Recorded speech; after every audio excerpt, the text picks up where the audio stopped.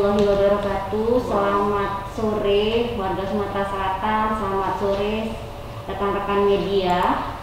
Hari ini saya akan menyampaikan perkembangan COVID-19 di Provinsi Sumatera Selatan hari Selasa tanggal 30 Juni 2020. Jumlah ODP 8.541 orang. Jumlah ODP selesai pemantauan 6.768 orang. Jumlah PDP keseluruhan 947 orang. Selesai pengawasan 643 orang. Kasus konfirmasi positif baru hari ini 26 orang. Kasus sembuh per 30 Juni totalnya 1.032 orang atau 50,37%. Separuh lebih tuh ya.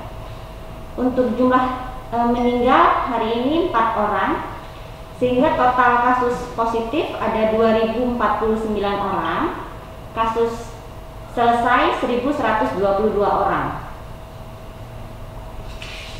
Oke, saya juga menghimbau analisis epidemiologi yang dianalisis per 2 minggu menunjukkan bahwa 2 minggu ini ada peningkatan kasus konfirmasi positif sebesar 2%. Padahal 2 minggu sebelumnya, yaitu periode akhir Mei sampai awal Juni, pertengahan Juni, itu sempat turun 44%. Hal ini mungkin ada kaitannya tentu saja dengan masa PSBB yang diterapkan di 2 kota di Sumatera Selatan. Ketika saat ini PSBB sudah tidak diberlakukan lagi, atau yang disebut dengan tahap penegakan disiplin protokol kesehatan, harapan saya masyarakat tidak lengah, masyarakat harus tetap waspada, tetapi jangan terlalu cemas begitu. Karena apa? Kasus konfirmasi positif akan terus meningkat ketika ketika kita semua tidak disiplin menerapkan protokol kesehatan. Kita harus dapat melindungi keluarga dulu. Di dalam anggota keluarga harus saling mengingatkan untuk menjalankan protokol kesehatan. Kita juga harus mengingatkan tetangga, masyarakat sekitar rumah untuk saling tegur-menegur kalau tidak menerapkan protokol kesehatan. Satu lagi, karena bulan depan itu adalah masa pendidikan baru, gitu ya, tahun ajaran baru, saya berharap dan pastinya juga sesuai dengan keputusan Menteri, 4 Menteri, bahwa pembukaan sektor pendidikan harus dengan hati-hati, bertahap, tidak terburu-buru.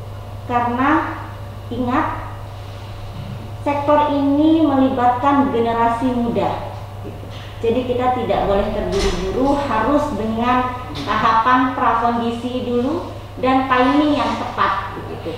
Tidak hanya untuk perguruan tinggi, sekolah menengah atas, menengah bawah, apalagi untuk SD dan PAUD harus sangat hati-hati begitu. Untuk pesantren juga harus sangat hati-hati karena mereka juga karena tinggal bersama di asrama, di masjid, di sekolah, itu akan menjadi tempat berkumpul begitu, dan itu bisa menjadikan masalah ketika terdapat kasus baru, akan menjadi klaster yang baru.